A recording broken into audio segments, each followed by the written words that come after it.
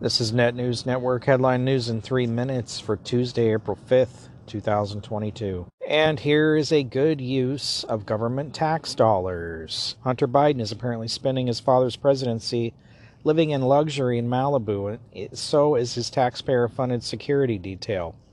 The Secret Service detail protecting the president's controversial son has been paying more than $30,000 a month to rent out a swanky Malibu, California mansion for nearly a year, sources tell ABC News.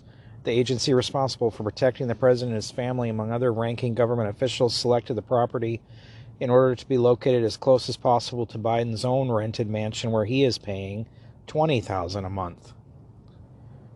Retired senior Secret Service agent Don Mihalik told Now, an ABC News contributor, said the arrangement is the cost of doing business for the Secret Service, adding that under the federal law, the agency has a mandated protective responsibility for the president, the first family, and anybody else the president designates for protection.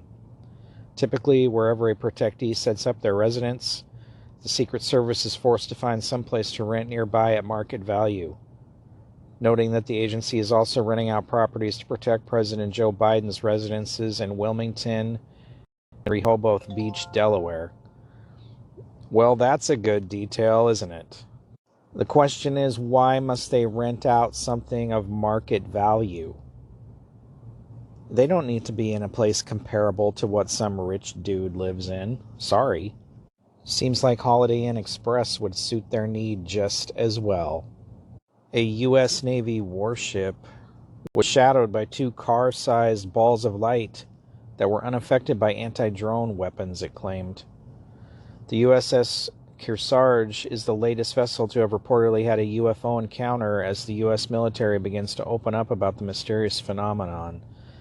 This particular encounter occurred in October of 2021. At least two objects are said to have lurked near the 40,500-ton amphibious assault ship for several nights while it was on a training exercise off the east coast of the U.S. The phenomenon, described by sources familiar with the encounter as odd and menacing balls of light, are said to have been following around half a mile behind the ship and around 200 feet above the ocean.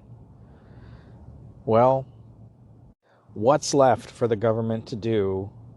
We've done the pandemic thing. We're sort of dabbling in the war thing now.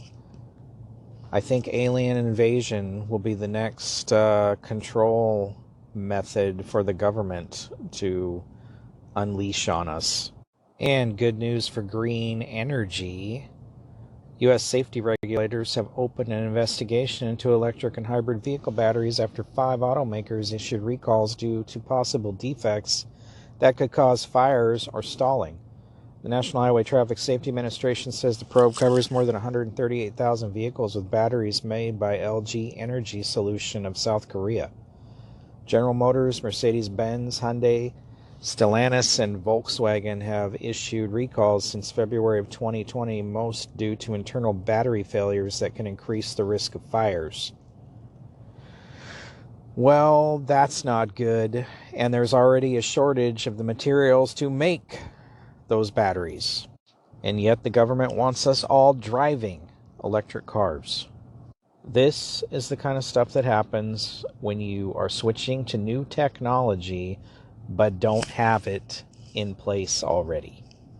Democrats are so good at big ideas and we're going to do this instead of that, but there's nothing really there to go to.